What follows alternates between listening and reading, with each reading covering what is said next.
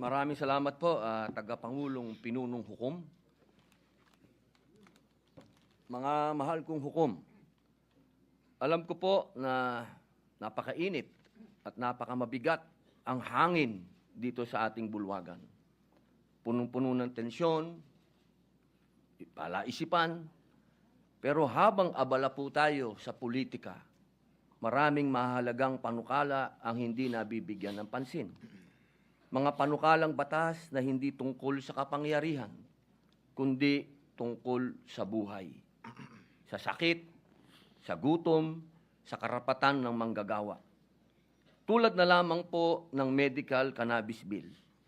Hindi po ito usaping droga. Ito'y usaping dignidad.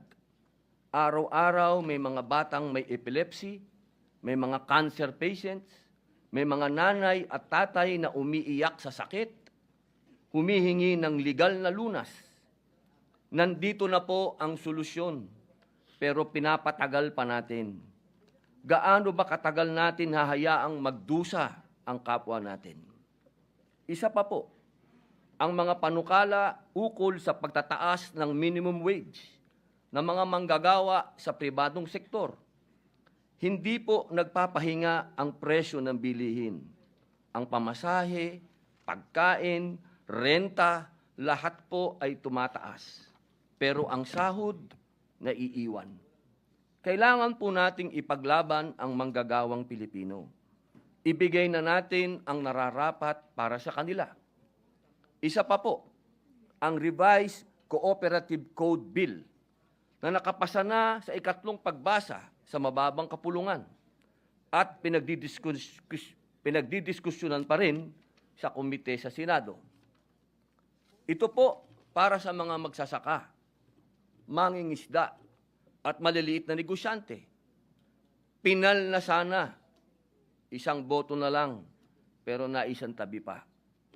Sila po ang bumubuhay sa probinsya. Sila rin ang tunay na haligi ng lokal na ekonomiya. Bakit natin sila pinaghihintay? Mga mahal kong kasama sa Senado, unang-una na po ang aking BFF. I love you, pare. Alam kong may kinakaharap tayong seryosong krisis pampolitika. Pero hindi po dahilan yon para kalimutan ang tunay na trabaho natin, ang maglingkod sa bayan. Ang hustisya pwedeng isabay sa serbisyo, hindi kailangang mamili. Pakiusap ko po, huwag nating hayaang matabunan ng ingay ng politika ang sigaw ng ordinaryong Pilipino. Habang pinagdidibatihan natin ang impeachment, may mga kababayang tayong hinihintay ang gamot, dagdag sahod at ng pag-asa. Bawat araw ng delay may nawawalan ng lakas ng loob. Bawat hindi pagtutok, may Pilipinong nawawala ang tiwala. Ilan lamang ito sa mga panukalang batas na naantala dahil sa usapin ng impeachment. Ito po ang panawagan ko bilang inyong kasama. Tulungan natin ang mga panukalang tunay na may silbi. Panahon na po para pakinggan ng bayan. Naniniwala po ako na ang pag-usad ng impeachment ay hindi makabubuti sa ating bayan.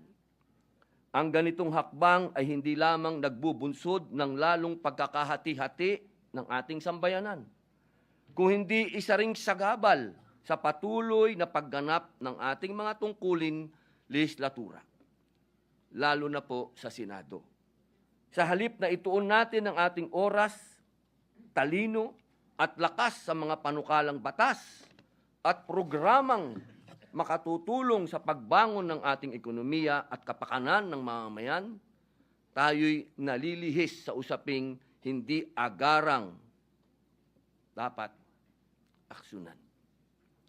Napapabalita pa nga na bumagsak po ang ating net foreign direct investment inflows ng bansa mula Marso ngayong taon dahil sa political instability. Pati na rin po ang ating turismo sa bansa. Mula Enero hanggang Abril nitong taon ang dami ng dumarating na turista sa bansa ay bumaba ng 0.82% kumpara noong nakaraang taon. Lahat po ito, political instability. Mga mahal kong kasama, ang impeachment na ito ay napakarami ding tsismis, napakaraming iskandalo ng tungkol sa bayaran, sa alok, ng kung ano-ano. Dahil po dito, muli po, inihikayat ko ang aking mga kapwa lingkod bayan na bigyang prioridad ang pagkakaisa, katatagan ng ating institusyon, at kapakanan ng sambayan ng Pilipino. Maraming salamat po.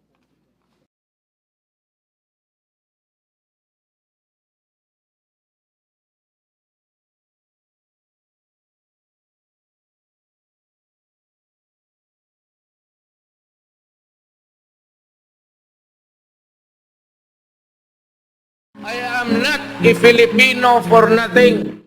I did what I had to do. And whether you believe it or not, I did it for my country.